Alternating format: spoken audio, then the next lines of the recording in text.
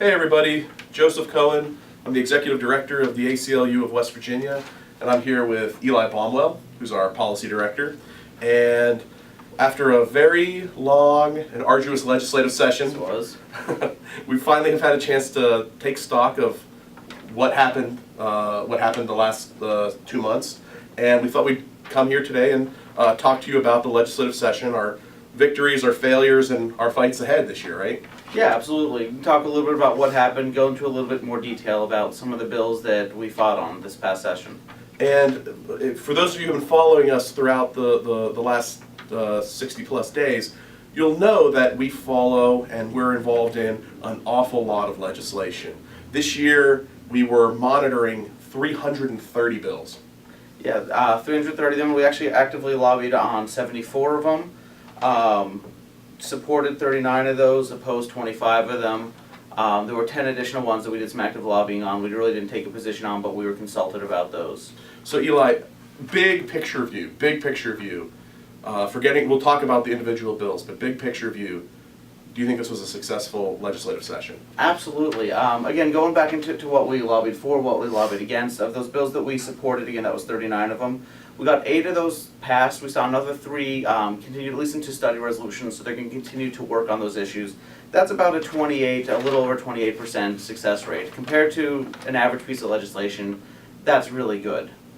And on the flip side, again, there were about 25 bills that we opposed. 19 of those were fully defeated. Another 4 of them we were able to at least get amended and improved a little bit. So that's about a 92% success or partial success rate on those bills. Again, great success on bills that were moving. And Eli's told me many times during the session, it's a lot easier to kill a bill than it is to get a piece of legislation passed. So it's not surprising that our success in killing bills was a lot higher than our success in getting bills passed. But I think on both ends of the spectrum, we're pretty happy with the way this session went. Absolutely. We absolutely outperformed an average bill on either side. When we lobbied for it, it had a better chance of passing. When we lobbied against it, we had a better chance of being defeated. So again, I will look at this as a very good success. Even though there were a couple things that we really wanted to stop, a few things we would have liked to have gotten through, look at this as a very successful session. And I'll just say that some of that success, we'll take pride and we'll take some pleasure in the fact that Eli was doing a great job lobbying, our communications director Tim was doing a great job spreading the news, the whole staff was working on these issues, but a huge part of the success comes in from our supporters, the people who follow us on social media, who've responded to our calls to action over and over and over again this year. Absolutely. I mean, if there's nothing else we've learned this legislative session with the teacher strike, right. We saw the power of people coming together and their ability to move the legislative priorities. So when people do respond to our action alerts, when they do respond to what's going on with the legislature, it moves the needle in a real and significant way. And again, my appreciation to everyone who does that, because you make it possible for me to do my job up there. And we'll just talk real briefly about the teacher strike, because it was an amazing, powerful moment in our state's history. But at the legislature, it had an impact beyond what the teachers were fighting for. It impacted virtually every piece of legislation that was moving, right? Oh, absolutely. The legislature slowed down their work and they focused on key priority bills. And a lot of these nonsensical bills, these really bad ones, got pushed to the wayside because, frankly, they saw people were watching and they didn't want to do something that was going to be unpopular, that they knew was a pet issue, when there were real issues to be addressed. And that just speaks to the importance of having an engaged populace and having people really paying attention to what's happening even at the state capitol level. That's right. That's right. So let's talk about some of the bills. So we lobbed these together in sort of thematic groups. One area that the ACLU of West Virginia is heavily involved in, really heavily pushed this year, and will be back next year for sure, is on criminal justice reform issues. So there were a couple of bail bills, including one that we had drafted as part of a coalition. There are a couple bail bills. There was civil asset forfeiture reform that we were really pushing strongly for. There was a sentencing commission, IDs for former felons bill, and a medical cannabis fix from last year's bill. Do you want to talk about those? So let's start with the bail reform.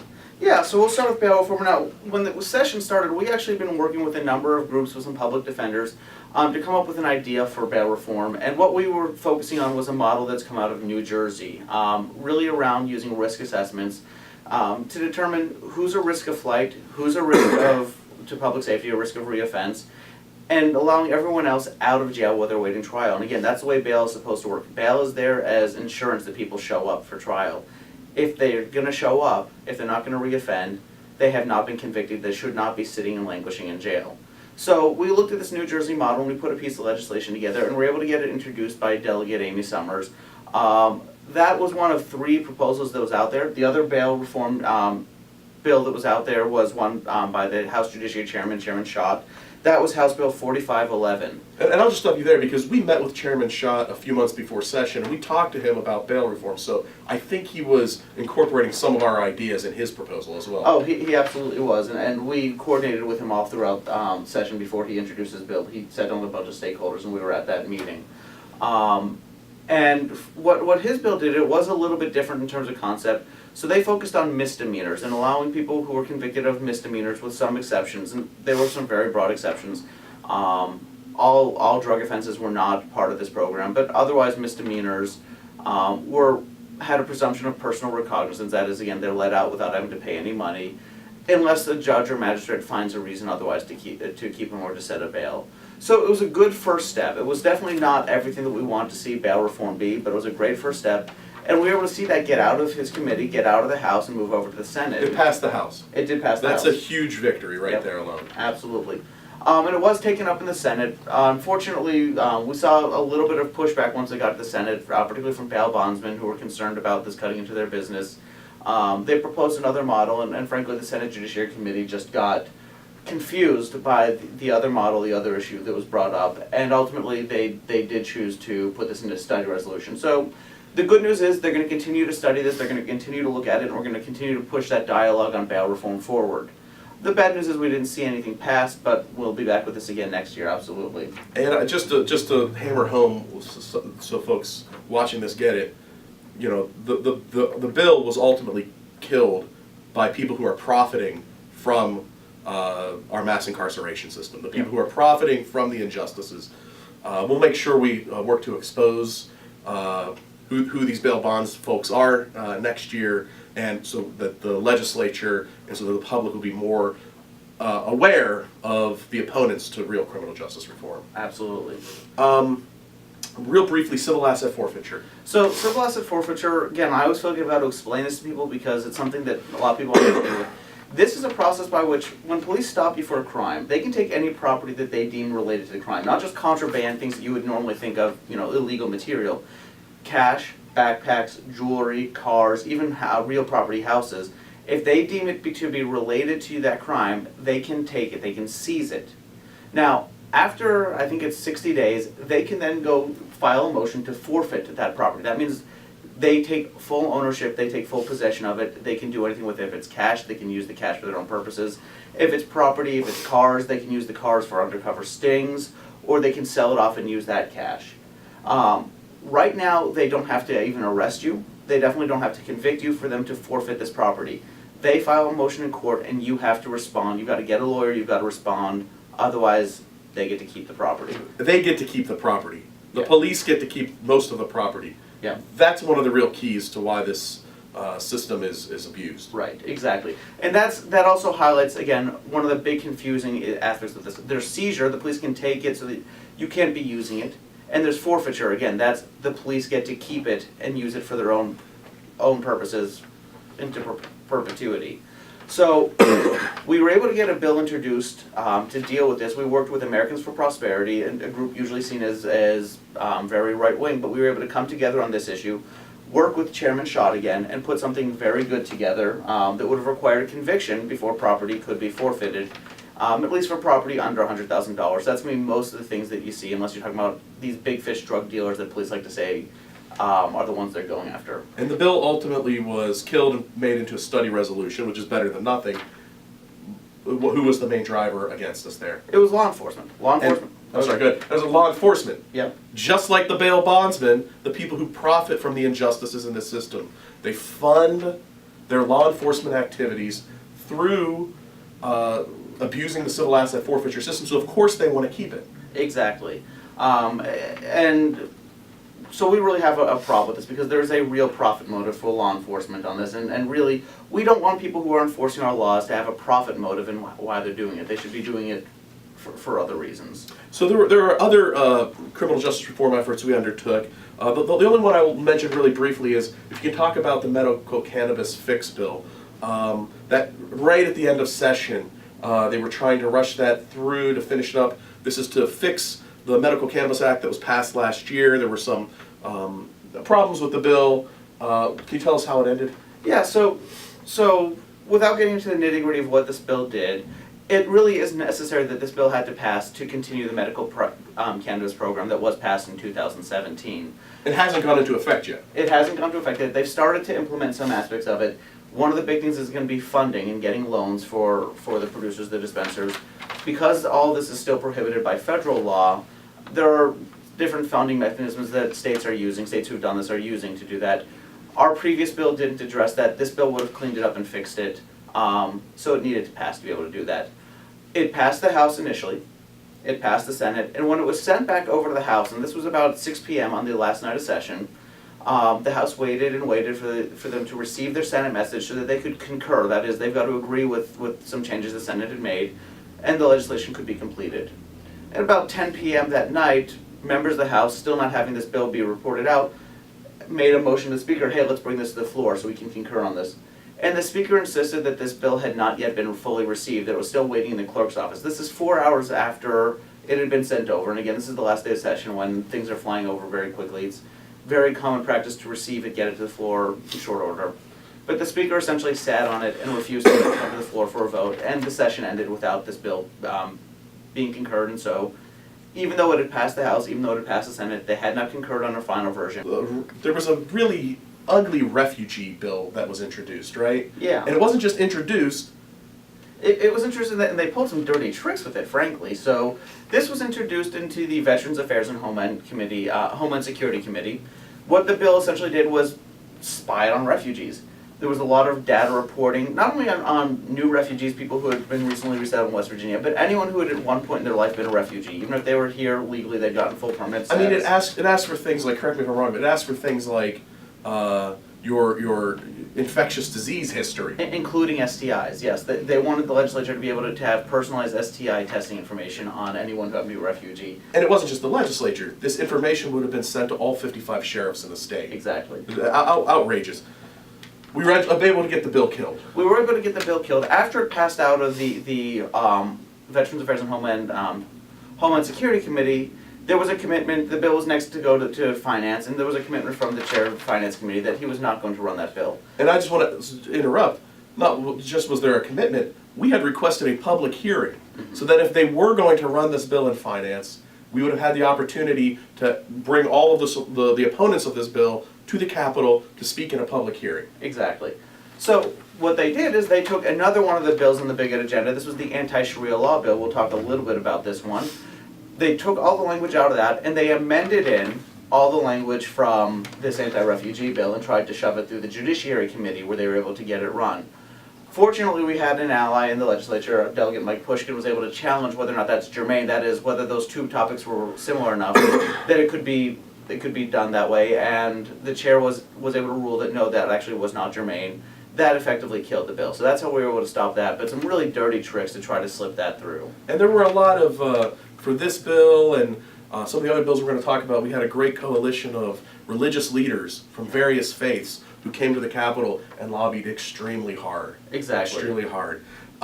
So now that you've mentioned the Sharia bill, just very basically, the bill never mentioned the word Sharia in it. No. But we all know that that's what it was referring to. Absolutely. This was verbatim from a model legislation from a group that has framed themselves as being anti-Sharia law. They're labeled as a hate group by the Southern Poverty Law Center. So we knew what it was about. Everyone knew what it was really about. And just to take the big picture here, where is Sharia law being implemented in West Virginia? Nowhere that I've seen. Yeah, so it's a ridiculous bill that was really, again, aimed at targeting minorities and scapegoating minorities. That's why it's in the bigot agenda. Exactly. Ultimately, we used the same coalition of religious leaders, public outrage. We were able to get it killed. We were able to get it killed. It was put in a subcommittee, and two of the subcommittee members, one Democrat, one Republican, overruled another Republican and essentially said, no, we're not going to do this anymore. And so the bill was effectively dead in subcommittee until they brought it back and replaced it with this anti-refugee bill language, which again was a really sneaky way of trying to get another bad bill through. Fortunately, because the germaneness was challenged, they killed that, and when it came to voting on this anti-Sharia law bill, the committee didn't know enough, there were enough issues outstanding, they voted that down as well. Great, great. Another area that we worked with the interfaith community on a lot, a bill that a lot of our supporters were very upset about, was the Bibles in Schools bill. The Bibles in Schools bill, this was a bill that would have mandated that every school, initially as it was introduced, even private and parochial schools had to offer a class, had to offer an elective on the Bible. The Christian Bible. The Christian Bible. They said both the Old Testament and the New Testament, and they were very clear that they wanted this to be about the cultural and historical, philosophical contributions to Western and American society. It's possible, but highly unlikely that they could have taught this in a neutral, constitutional way without promoting religion, which was really ultimately what this is about, and this is why we were able to push back so hard against that one. Yeah, and we were ultimately able to defeat that as well. We were able to defeat that. Something that we called the Confederate Monument Protection Act, a ridiculous, ridiculous piece of legislation that I cannot believe was heard by committees and actually passed through a committee. It passed through a committee. So this is a bill that looked neutral on its face, because what it said is any monument or street or school that's over 50 years old and is recognized by the state's historical register cannot be renamed, relocated, moved, destroyed, demolished without approval by the state's legislature. Now, ultimately that seems neutral, it seems like it's not a problem, but we all know that this is really aimed at one thing. The subtext is really important when you're talking about this, because this is coming up in a time when people are re-examining our monuments to Confederates and the Confederacy. Now, it did pass out of the Senate government. And in fact, in committee, the author of the bill admitted that this was about protecting Confederate monuments. Exactly. And it did pass out of the Senate Government Organization Committee. It was sent to Senate Finance. They took it up in Senate Finance, but ultimately there were too many complications, too much confusion. They were never able to pass it out of that committee, and that bill was defeated. Great. A bill that we worked a lot on very early in session, on the very first full day of session, Senate Bill 111, which was a campus free speech bill. It was a bill that, as a free speech organization, we might otherwise but there was one provision in it that we had to kill this bill. Yeah, this bill had the classical poison pill for why we couldn't fully support it, and that is a provision that said that campuses could not hold funds or resources back from student groups that discriminated, even if it was against campus policy. So it was essentially one of these religious freedom restoration acts. You could be as discriminatory as you want, and the school had to fund you, had to give you resources. That was really problematic. We continued to fight against it. And this was a bad bill that just kept popping up over and over and over again. They kept trying to push it through that education committee, and fortunately we were able to beat it back every time, and eventually they did give up on it. And we had a lot of bills regarding juvenile justice. We had a lot of bills regarding privacy and technology. We were strongly pushing a net neutrality bill. Yeah. Eli worked a lot on a drone bill that to make sure that it did not invade people's privacy too much, right? Right. So this is a weird issue for us, because we have a lot of interest in protecting people's privacy. We also have a lot of interest in terms of not over-criminalizing activity. So we were consulted on a bill about drones. In the past, the legislature has tried to do these big bills on drones that address a number of issues: police use, military use, looking at commercial agriculture or commercial industrial zones, I should say, use in public spaces. This was a very narrow bill that was talking specifically about spying on your neighbors and looking in windows. And the ACLU was consulted and was able to find that balance between making sure that we aren't over-criminalizing behavior and still ensuring that people feel protected in the privacy of their own home. And so again, we were able to really improve this and get to a point where we could fully support that piece of legislation.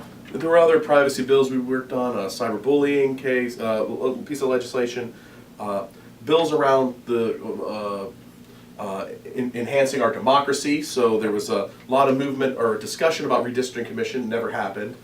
We'll be back on that. Oh yeah. But the thing that we want to really make sure we focus on is there was it was a good legislative session. Everything we talked to up to this point, we were able to kill most of the bills.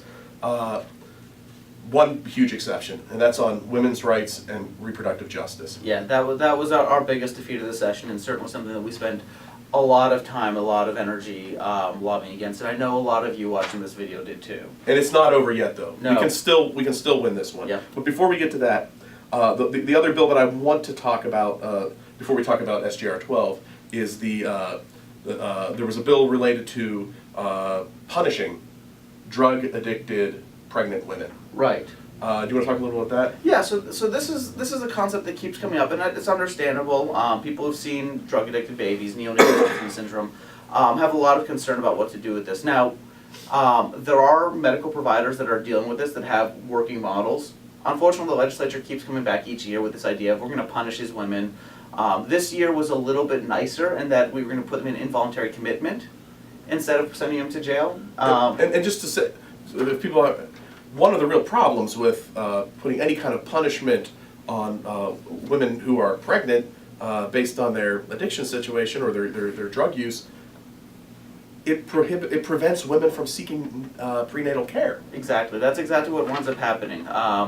Certainly, we all want to help these babies. We want to help these women. But what people are realizing is that you actually do more harm putting something punitive like this in than you would if you did nothing whatsoever. And that's really the message we're trying to get across the legislature. There are models where you can improve this, where you can fix the situation. That's not what we've been doing. These punitive models will just make the problem worse, not better. The bill passed the House. The bill did pass the House. It was sent to the Senate Health and Human Resources Committee. It was taken up there and it was defeated in the Senate Health and Human Resources. Which is pretty rare, right? Very, very rare. Usually if a bill winds up on a committee agenda, it's there because they expect it to pass. And it was a bipartisan group of legislators who killed this bill. It was. I've got to tip my hat to Senator Carnes, who doesn't see eye to eye with us on most issues. But he was the one who spoke out most strongly against this piece of legislation and really helped lead the charge to stop it and defeat that piece of legislation. So that was a really, really, really important victory. Yeah. But where we could not move the legislature was on SJR 12. SJR 12 is the proposed constitutional amendment to change our constitution so that abortion could never be protected by the state constitution going forward. Exactly. This opens the door to all sorts of ridiculous legislation. Now, right now we have federal protections, and we can certainly hope that federal protections stay in place, but it's like going outside in a blizzard. You can have one layer on or you can have multiple layers on, and we want to have multiple layers of protection for a fundamental right like that. And this would strip one of those layers right away and allow the legislature again to pass anything that they wanted to relating to abortion, and even more broadly, potentially other reproductive areas. And it's the most extreme attack on women's rights in the state of West Virginia's history. That's without a doubt. Now, the process to pass the legislature and get on the ballot this year is 2/3 of the Senate had to pass it, then 2/3 of the House had to pass it, and then a majority of the West Virginia public voting population has to vote in favor of it. How did something like this get 2/3 of each chamber, Eli? So to understand that, you really have to understand a little bit of the subtext, and it is a partisan subtext. We are a nonpartisan organization, but partisan politics was a big part of this particular fight.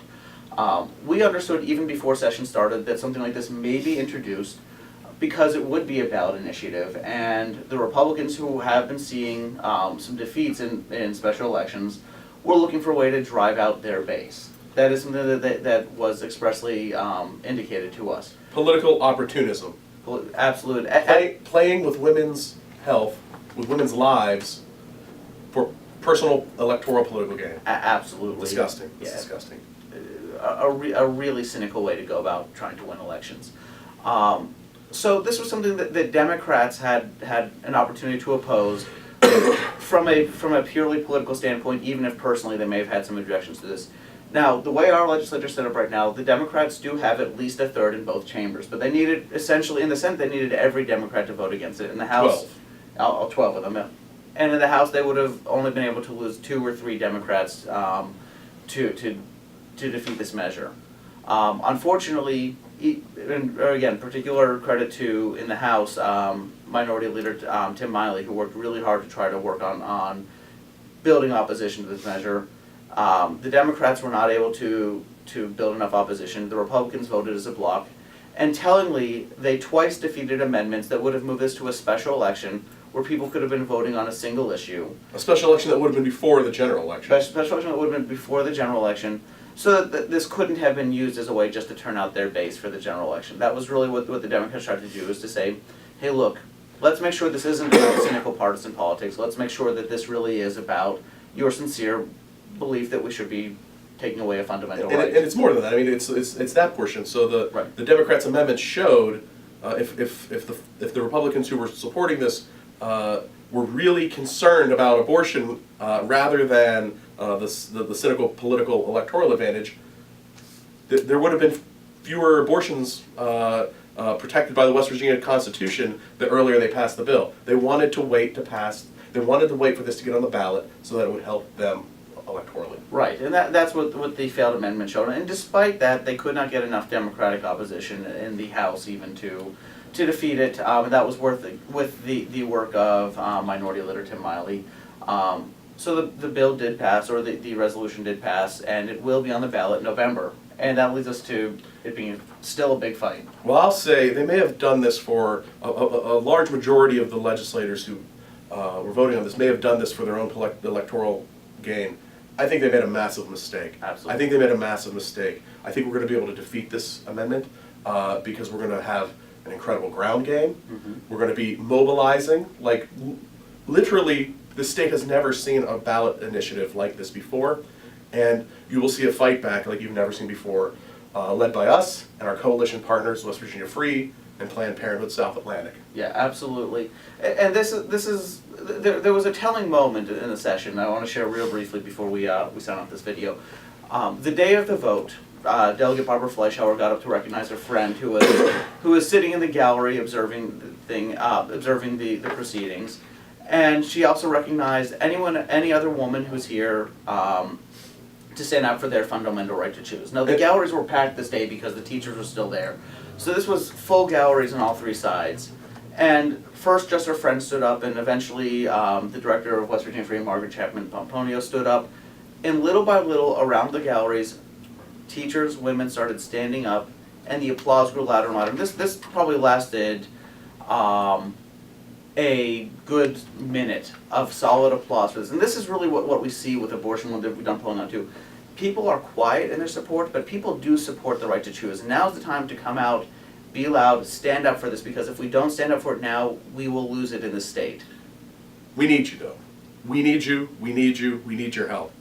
You can sign up in the links, in the comments below. There will be a link into this video where you can sign up and be part of this movement to fight back, protect women's health, and protect our Constitution.